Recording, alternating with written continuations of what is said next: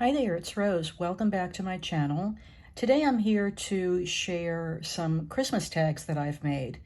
Now, if you've been watching my channel for a while, you know that typically every month I would make and share Christmas tags on the 25th day of the month. And if you check out my playlist, you'll see that I have several years worth of Christmas tags. Well, last year I didn't quite fulfill making the tags every single month, and this year I wanted to get back into it. Now, the reason that I started making Christmas tags on the 25th originally was because after Christmas I found that I had still not made all the Christmas projects that I wanted to. So I hadn't really used all the paper and ephemera and stamps that I wanted to. So I thought, why not just make Christmas tags all year long?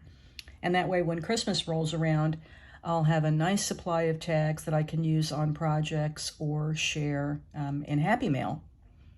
So that's what I'm here to share today. It's the 25th of the month, and I am kicking this off again. So you will see my hashtag Christmas tags on the 25th.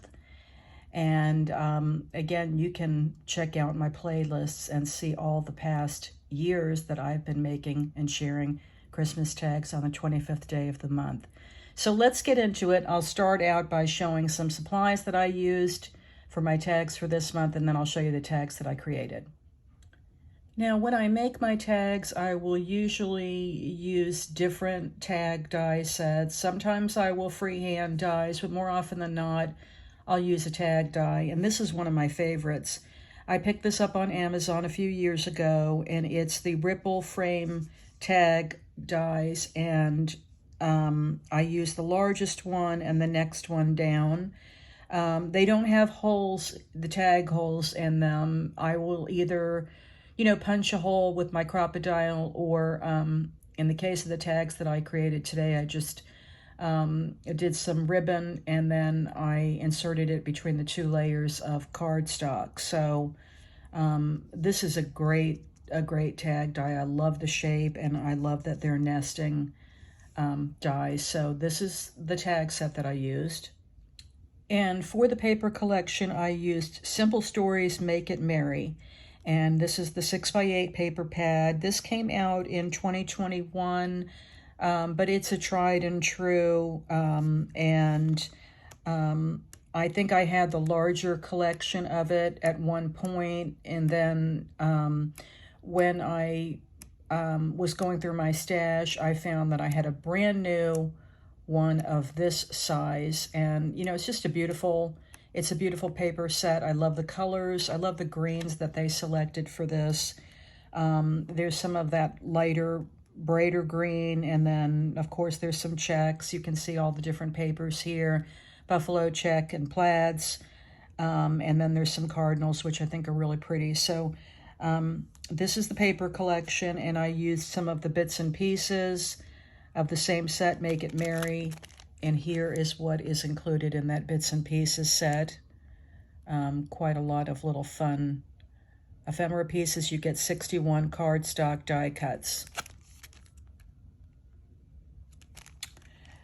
And then, of course, I brought in some colored cardstock from my stash, some grosgrain ribbon, and then some stickles. I like a little bling on my cards and tags, and so I brought that in and just did some layering. And let's get into it, and I'll show you the tags for this month.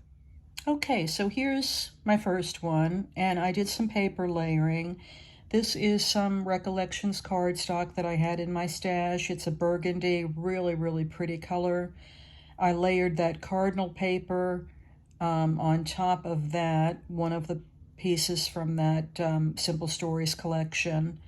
Now, I didn't do a measurement on the tag itself. This is the largest tag in that rippled tag die set, and it's about 5 1/4 by 3.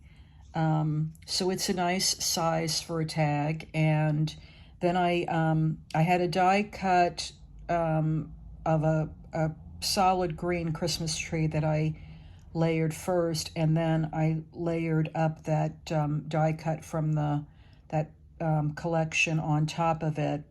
Then this was also the Make It Merry, which I popped up on foam tape to give it some dimension there. And then I went around and added some gold and red stickles. Here's a green grosgrain ribbon that I added to the top. And the backs are all the same. I add 110-pound white cardstock. This is an Anna Griffin stamp for the Merry Christmas. It's really one of my favorite Christmas stamps because I absolutely love that script.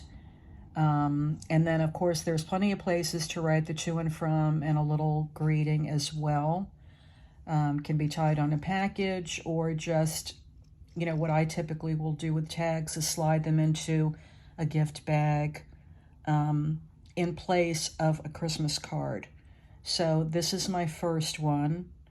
I also want to mention that for the Merry, I took some of my Spectrum Noir glitter pen and went over that to add a little shine to it as well. So that's the first tag. And here is my second one, and this one is some green cardstock for the base. And then I took some gold foil paper, and I cut that little scallop die there to add the door to. I added a few enamel dots in that forest green, and those are from Altenew. Then this was one of the little banner pieces from the ephemera that says, "We wish you a Merry Christmas," and the musical notes. And then these trees, and I've added some, you can see the red stickles there for a little bit of glimmer. And then some Spectrum Noir on the tree to add that sparkle as well. And also the center of the wreath, I added some gold stickles. So kind of using my stickles when I can, if a paper collection doesn't have enough shine or glitter, and I always think Christmas especially should have a lot. They're all the same on the back. And some red grosgrain ribbon here. And my final tag, and probably my favorite, because I love this red foil paper that I cut out there to layer up the presents and the stocking on.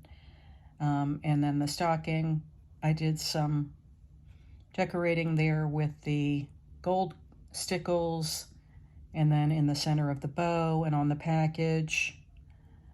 The Jingle All the Way is also from that ephemera pack.